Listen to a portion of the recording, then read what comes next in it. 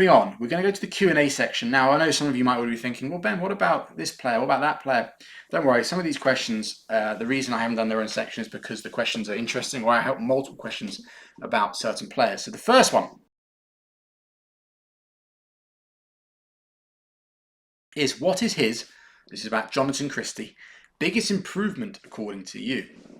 So obviously Christie has won back-to-back tournaments now. He won in Korea, and obviously he's backed it up by winning the Denmark Open. And for me, obviously his improvements, let's quickly go through. Obviously at the beginning of this year, or earlier this year, he left the PBSI, so he went independent, which is a huge undertaking, and it comes with all its other issues. So obviously you're now in charge of your own training, your own recovery, organising your tournaments, your travel. There's lots of things. I'm sure he's going to have a support network. He's going to have his own team around him. But obviously the early stages, that's quite a different thing to get adapted to, especially from a system like Indonesia where everything like is supported for him, and he's obviously had that way. So now that he's got to suddenly take on all this responsibility, he's obviously going to have people around him, but he's still going to have to be responsible for that. So like I said, that's quite a big change, and obviously that goes with, I know Chico Wadoyo has went independent with him, and they're probably training together, but finding good enough training partners,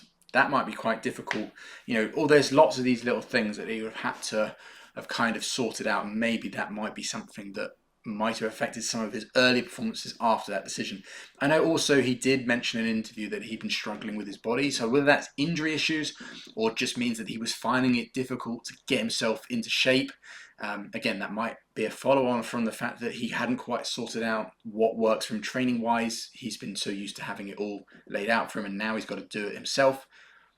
All these little things. But I think, obviously, if you add to the fact that those are probably reasons why he struggled, plus men's singles is incredibly tough. But in terms of improvements, I think what I'd like to really more talk about is, for me, there's clear signs of when Christie is playing well, and there's clear signs of when he's not playing well. And that isn't just when he wins or when he loses. It's more how he's playing. So for me, when Christie is blending his physical with his really good attack.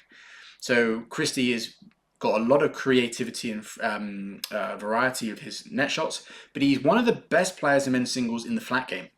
He's always been that way. I can remember when he was giving Momota, when Momota was at his absolute best, some really difficult times because of flat game. And he did the same thing to Victor as well. So when he's using that, that's one sign. Obviously, he's incredibly physical. I think someone wrote Christie doesn't skip leg day, and that's true. And when I stood next to him at the BXL, or when I was interviewing him, that guy is like a barn door. He's so wide, but he's so narrow, and I said if he wants to be a bodybuilder, he probably could be. That guy is an absolute athlete. He's a specimen in that respect. So obviously he has a great physical capacity. He is very strong. But when he blends that, like I said, with the flat game, with jump smashes, with proactivity, with attacking stuff, that for me is always a sign of Jonatan Christie is playing well. When the attacking proactive side sucks out of him and he relies more on his physical, and we see him playing loads more drop shots, loads more clears, playing, I always say to my wife, Christie's playing like a 1980s men's singles player again, then I start to worry. More slow drops, like I said, no drives, very basic net. If I'm seeing that, then that's a sign that Christie's not feeling confident or is not going to have the best of times.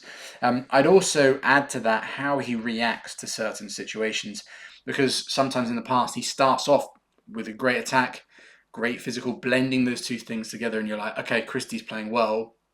Then an opponent might change their tactics or do something to take that away, whether he does something where Christie suddenly can't attack, or he plays dead net, so there's nothing speed for him to do his drives off. How Christie reacts to that is also a good sign. But here in this tournament in the Denmark Open, there were times where some players were able to kind of take things away from him, but he kind of stuck to his guns. There were times where he went through poor patches against Li Shifeng. That was one example. He was a game in 2018 up, lost that, was miles up in the third, and then he allowed Li Shifeng to come back in, and I was a bit like, oh, okay, but no, he stuck with it. He kept doing the things that were working. He wasn't kind of like reverting back. And for me, whether that last point, how he reacts to certain situations, tactical changes done by his opponent or opponent breaking rhythm.